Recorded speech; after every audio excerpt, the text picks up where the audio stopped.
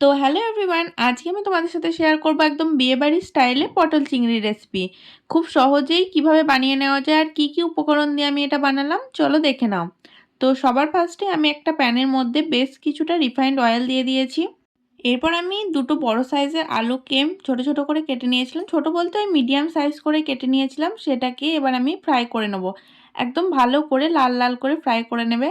এখন শীতের সময় নতুন আলু উঠেছে, সেই আলুগুলোই আমি এখানে ইউজ করেছি। তোমাদের কাছে যেটা থাকবে তোমরা ইউজ করে নিও। দেখো আমার আলুগুলো একদম ফ্রাই করা হয়ে গেছে ভালোভাবে। তো চলো এগুলোকে তুলে নিই। এরপর ভাজার পালা হচ্ছে পটলের।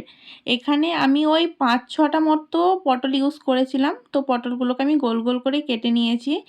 ঠিক একইভাবে ওই 3 থেকে 4 মিনিট মতো টাইম নিয়ে আমি পটলগুলোকেও ভালোভাবে লাল লাল করে ভেজে নেব। তো এই যে দেখো পটলগুলো আমার ভেজে নেওয়া হয়ে গেছে ভালোভাবে। তো চলো পটলগুলো তুলে নিই। আর এরপরে আমি চিংড়িটা ফ্রাই করে নেব। চিংড়িটাকে ফ্রাই করার আগেই আমি কিছুটা লবণ আর হলুদ দিয়ে বয়েল করে নিয়েছিলাম, যাতে চিংড়ির মধ্যে যে বাজে স্মেলটা থাকে অনেক সময় সেটা চলে যায়। এরপর প্যানের মধ্যে বেশ কিছুটা তেল দিয়ে তাতে তেজপাতা দিয়ে আমি একটা বড় সাইজের পেঁয়াজকে 3 ভাগ কুচি করে নিয়েছিলাম।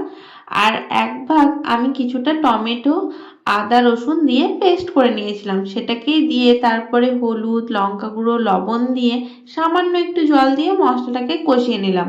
মশলাটা ভালোভাবে কষানো হয়ে গেছে। এবার আমি এর মধ্যে একটু ঘি আর কিছুটা জিরে গুঁড়ো আর ধনে গুঁড়ো এর মধ্যে অ্যাড করে দিলাম। প্রায় ওই 1 চামচ মতো হবে। মশলাটা আমার ভালোভাবে কষানোও হয়ে গেছে আর কত সুন্দর তেলও ছেড়ে এসছে দেখো। এরপর এর মধ্যে আমি 4-5টা মতো কাজু আর 2 চামচ মতো পোস্ত দিয়ে পেস্ট করে রেখেছিলাম, সেটা এর মধ্যে অ্যাড করে দিলাম।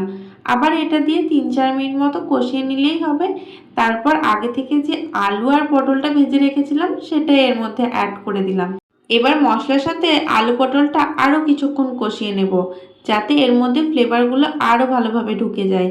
এরপর চিংড়ি মাছটা অ্যাড করে দিলাম।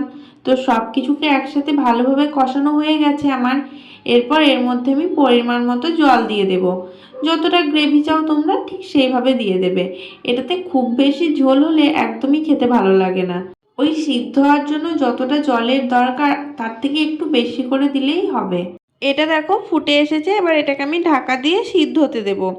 আমি ওই ঢাকা দিয়ে 8 থেকে 10 মিনিট মতো রেখে দিয়েছিলাম। এর মধ্যে এটা আমার ভালোভাবে সিদ্ধ হয়ে গেছে। ব্যাস আর কিছুই না। এর মধ্যে এবার কিছুটা গরম মশলা আর ধনেপাতা দিয়ে নামিয়ে নিলেই একদম রেডি। তো রেসিপিটা তোমাদের কেমন লাগলো অবশ্যই কমেন্টে জানিও। আর ভালো লাগলে লাইক কমেন্ট শেয়ার করতে একদমই ভুলো না। দেখা হচ্ছে এবার নতুন কোনো ভিডিওতে। আর তোমরা আর কি কি রেসিপি দেখতে চাও সেটাও আমাকে কমেন্টে জানিও। চলো বাই।